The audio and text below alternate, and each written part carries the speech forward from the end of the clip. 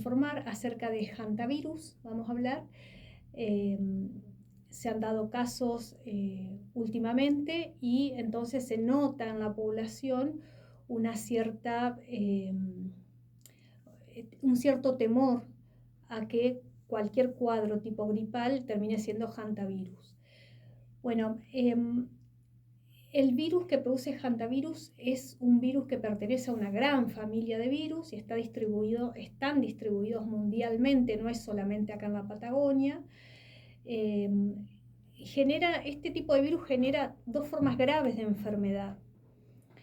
Una es una forma de fiebre hemorrágica y la otra es la forma con compromiso cardiopulmonar. La forma hemorrágica más que nada se ve en Asia y Europa, y la que tiene el compromiso cardiopulmonar es la que tenemos en Argentina, en general en América. Y bien, este virus entonces genera una enfermedad aguda y grave. Por eso quería hablar sobre esto hoy, porque la enfermedad es aguda. Esto significa que no es que llevamos meses y meses incubando y que después vamos a estar tal vez con algún síntoma, sino que todo se produce rápidamente a partir del contagio. El virus es transmitido a las personas a partir de roedores silvestres, específicamente ratones. El ratón es el reservorio natural del virus y el ratón, a pesar de ser el reservorio del virus, no es que lo tiene al virus y no le pasa nada. El ratón también tiene una infección, pero la infección que desarrolla el ratón es asintomática. No vamos a encontrarnos con un ratón que está con algún síntoma o que lo veamos comportarse raro, como pasaba, por ejemplo, con la gripe aviar, que las gallinas que adquirían el virus de la gripe aviar sí tenían convulsiones, hacían síntomas muy llamativos. Bueno, el ratón que porta la infección crónica con virus Hanta no tiene síntomas. Es un ratón que uno lo ve pasar y pasa sin manifestación que llame la atención. ¿Qué pasa? Ese ratón elimina el virus a través de la saliva, de la materia fecal, a través de la orina. Entonces va caminando, va defecando o donde orina, ahí queda el virus concentrado. Presten atención a esto porque queda el virus en el lugar donde defecó, donde comió, donde dejó su saliva o la orina, y luego cuando en lugares donde hay mucho viento, el virus queda adherido a las partículas de polvo del lugar y el viento se encarga de hacer su parte. La Patagonia tiene esta característica. De esta manera es importante tener en cuenta la limpieza como medida preventiva, la limpieza del peridomicilio, lo vamos a ver dentro de un ratito, y cuando vamos al bosque, que es el hábitat natural del ratón, tener en cuenta esto, ¿no? Que a través de la orina, la saliva o la materia fecal, ahí donde hayan dado el ratón puede estar el virus. Bien, la enfermedad comienza de una manera que pasa completamente desapercibida, con síntomas gripales. Siempre es fiebre que es muy alta, esa es la característica, no es una fiebre de 37,5, 37,8, no, es 38 o más de 38, ya tenemos que activar las alarmas. Dolor en todo el cuerpo, dolor muscular, más que nada como dolor muscular, como haber hecho mucho ejercicio de repente, ¿no? El dolor de cuerpo, como pasaba en COVID también. Dolor de cabeza, náuseas, vómitos y dolor abdominal. Es como si fuera una gripe o una gastroenteritis, así comienza. ¿Qué pasa? Que con el transcurso de los días el virus puede generar la complicación mayor, que es el síndrome cardiopulmonar, que esto es lo grave y lo que lleva a la muerte. Razón por la que muchas personas han fallecido, es por el síndrome cardiopulmonar. Y bueno, en nuestro país hay 4 regiones específicas donde tenemos virus Hanta, que son regiones endémicas. Estas regiones son la región centro del país, es decir, no es solo en la Patagonia. Tenemos en región centro Buenos Aires, Entre Ríos, Santa Fe, son las 3 provincias donde hay hantavirus. Luego tenemos la región noreste, exclusivamente en Misiones, también en la región norte, que es en Salta y Jujuy, y la región patagónica, que es Chubut, Río Negro y Neuquén. ¿Qué pasa con la región patagónica? El virus o la variante de virus que tienen los ratones de la zona patagónica es una variante que se demostró, se pudo comprobar que se transmite de persona a persona, cosa que no sucede con las variantes de las otras zonas del país. Entonces, el hantavirus de la zona patagónica en su variante Andes es el que se contagia de persona a persona, y ahí, bueno, adquiere otras características la enfermedad porque no va a ser el mismo tratamiento que le van a dar al paciente que tiene hantavirus en una región donde no se contagia de persona a persona que en esta región donde sí nos podemos contagiar unos a otros y donde es fundamental el aislamiento de la persona que está infectada y de todos sus contactos. Sí, ¿una pregunta? Sí, particularmente para los visitantes, pero seguramente vas a desarrollar ese tema. La gente que se preocupa que está de paseo en determinados lugares, ¿no? Y dice, ¿cómo prevenir? Bien. Generalmente el turista que viene de otros lados viene a disfrutar los bosques de la Patagonia, los lagos, y se quiere llevar la experiencia de estar en una cabaña en el bosque o en carpa. Fundamental, si estamos en el bosque, no acostarnos ni sentarnos directamente en el piso, sino tener colchoneta y el aislante de la carpa, que la carpa tenga piso, digamos. Y con respecto a el alojamiento en cabañas, asegurarnos que esa cabaña haya sido limpia antes de ser usada. La limpieza para poder eliminar cualquier posibilidad de que esté el virus consiste en limpiar y desinfectar con agua con lavandina y dejar que actúe el agua con lavandina durante media hora por lo menos y tener todo abierto para ventilar. De esta manera nos aseguramos que la desinfección está realizada. Las personas que se dedican a realizar la limpieza de las cabañas que permanecen por varios meses cerradas, cuando van a realizar la limpieza, tienen que hacer esto, abrir la cabaña, ventilar media hora por lo menos antes de ingresar. Y deben utilizar guantes y barbijos, no cualquier barbijo, es un barbijo especial que impide que la partícula tan pequeñita del virus pueda atravesar los poros del barbijo. El que se sugiere el barbijo número 95 o el N100. Son los dos barbijos más utilizados y que son específicamente para este virus. Entonces, tanto el turista como el dueño de las cabañas que va a hacer la limpieza después de que estuvieron cerradas mucho tiempo, tienen que tener estos cuidados, ¿no? La ventilación previa, la desinfección. ¿Qué pasa si vamos por el bosque y nos encontramos, o en nuestra casa, ¿no? Nos encontramos un ratón muerto? Bueno, nunca tomarlo con las manos ni con nuestra propia escoba. Lo que vamos a hacer es, primero que nada, rociarlo con agua con lavandina, porque ese ratón probablemente está lleno de virus. Entonces se sugiere rociarlo, cubrirlo con agua con lavandina y dejar que eso actúe media hora, nadie se acerca ahí. Una vez que ya está pasada la media hora, se lo embolsa, nunca tocando con las manos, siempre con guantes, se embolsa ese ratón y se sugiere enterrarlo a 30 centímetros de profundidad por lo menos o quemarlo. Esas son las situaciones más probables de nuestro contacto con un ratón, encontrar uno muerto o estar en un bosque o cabañas donde haya pasado el ratón previamente. Bien, ¿cómo nos atrapa la enfermedad, digamos, cómo nos contagiamos? De esta manera, estando expuestos, estando en lugares donde habita el ratón. Y esto es más que nada la principal forma de adquirirlo es por inhalación, o sea, respirando ese aire. Por eso es tan importante ventilar el lugar y no estar en lugares tan cerrados cerca de los bosques.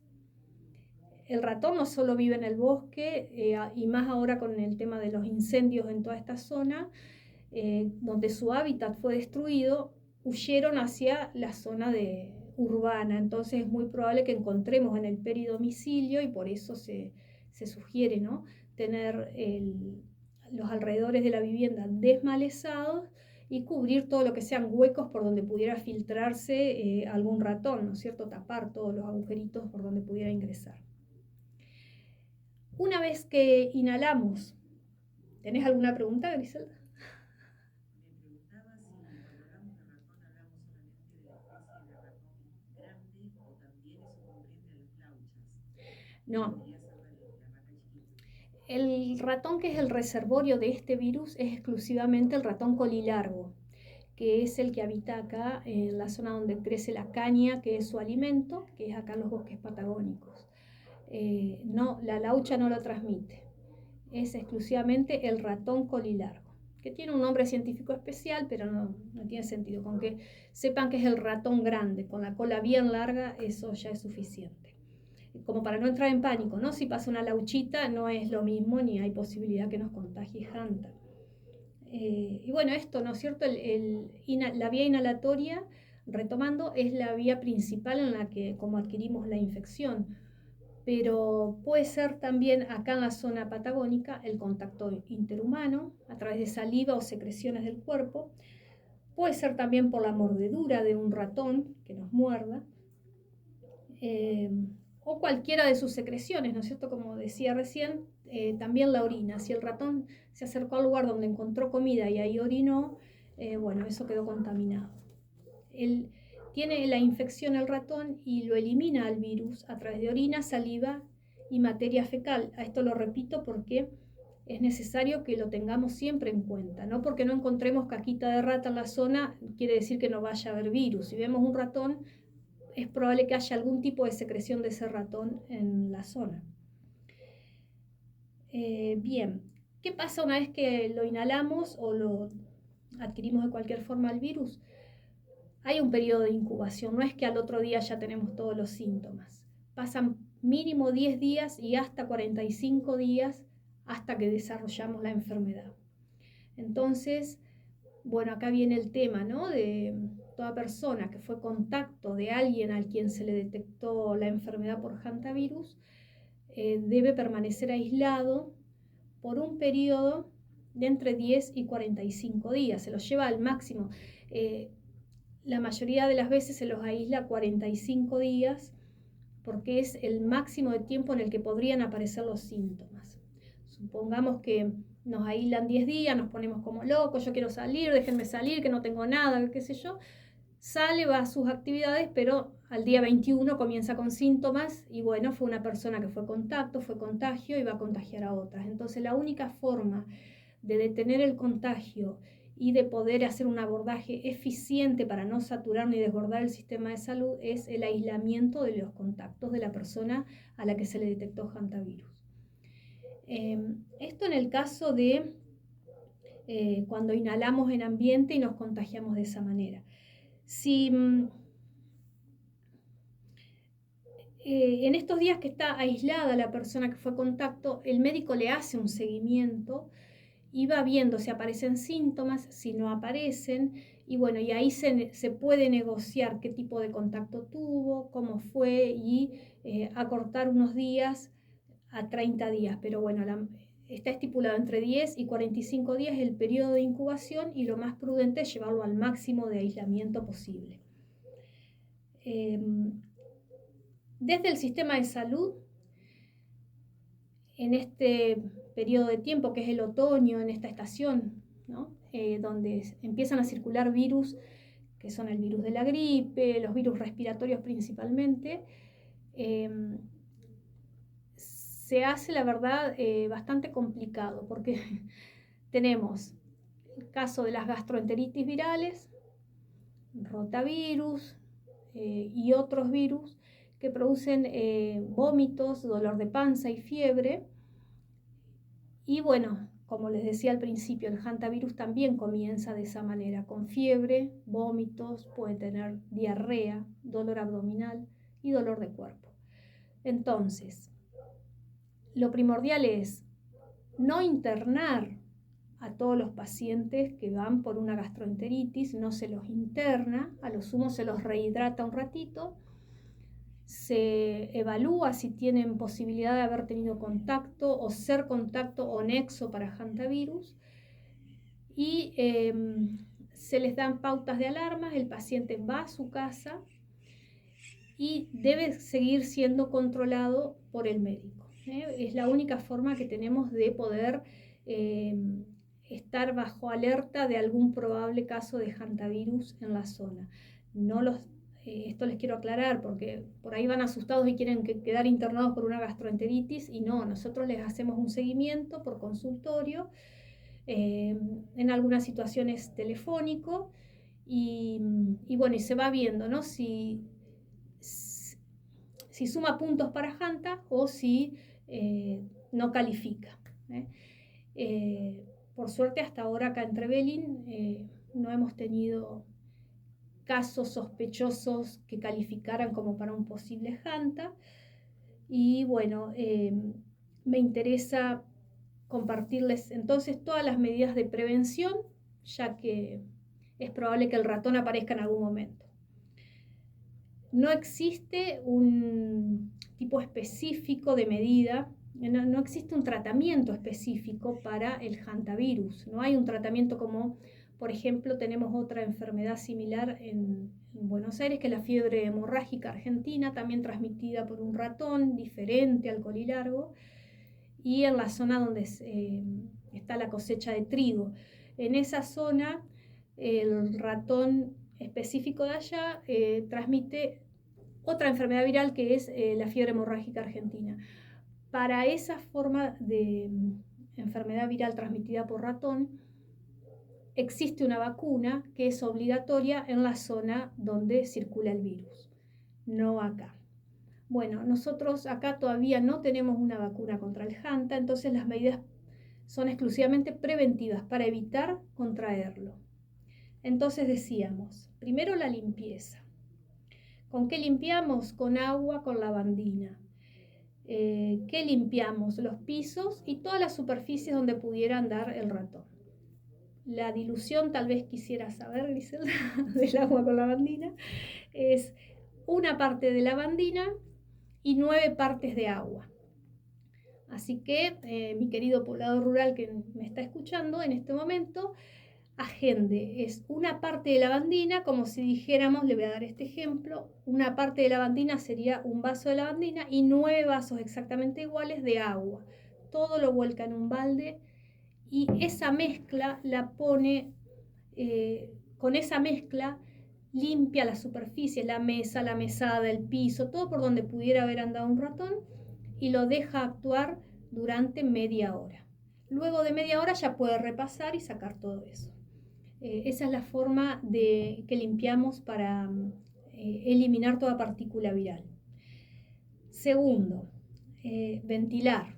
Ya lo habíamos dicho, pero bueno, importante ventilar, que corra el aire, principalmente en lugares que han permanecido cerrados mucho tiempo, galpones, cabañas, bungalús, lugares donde por razones de turismo en determinadas fechas no hay tanto turismo y no se utilizan. Bueno, esos lugares hay que ventilarlos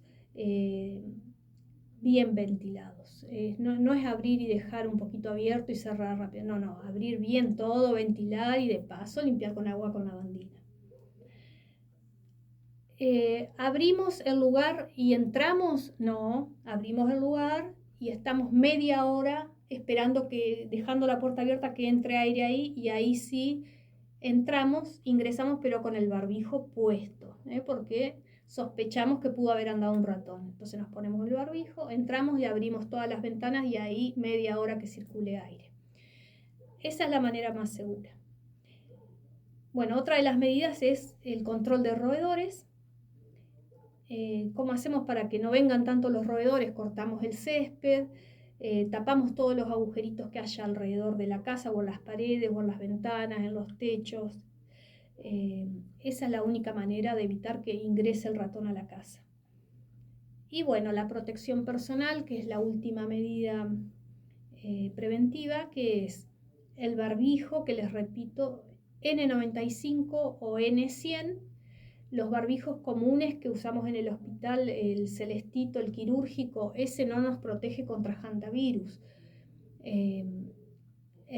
Salvo que lo usemos doble, pero aún usando doble barbijo corremos riesgo. Entonces necesitamos, cuando estamos frente a sospecha de un paciente con hantavirus, el N95 o el N100, que si ustedes tienen para limpiar sus cabañas o sus galpones, cuando vayan a comprar pidan barbijo N95 o N100. Y guantes, principalmente guantes y barbijo es la principal medida en el cuerpo para evitar que nos haga contacto la secreción. Bueno, esto más que nada para que no entremos en pánico. Después de los incendios, por supuesto que se altera el ecosistema, los ratones no tienen su lugar, donde son un importante equilibrio ecológico. Ellos en el bosque, en su hábitat natural, mantienen el equilibrio. Somos nosotros los que vamos a visitar el hábitat del ratón y entonces, por supuesto, tenemos que tomar las medidas adecuadas. Nunca matarlo al ratón. Si lo cruzamos, no matarlo a palazos, ni pisarlo, ni aplastarlo con nada, porque sería desparramar secreciones. Lo que hay que hacer es utilizar trampas, pero al bosque no vamos a llevar las trampas las vamos a utilizar en las escuelas, en los galpones, en las casas, pero nunca nosotros aplastar con algo al ratón o perseguirlo y matarlo, porque en ese perseguirlo va eliminando secreciones. Luego de muerto el ratón, echarle agua con lavandina y esperar 30 minutos antes de embolsarlo y enterrarlo, siempre nosotros con barbijo y con guantes. Bueno, eso ha sido todo por hoy.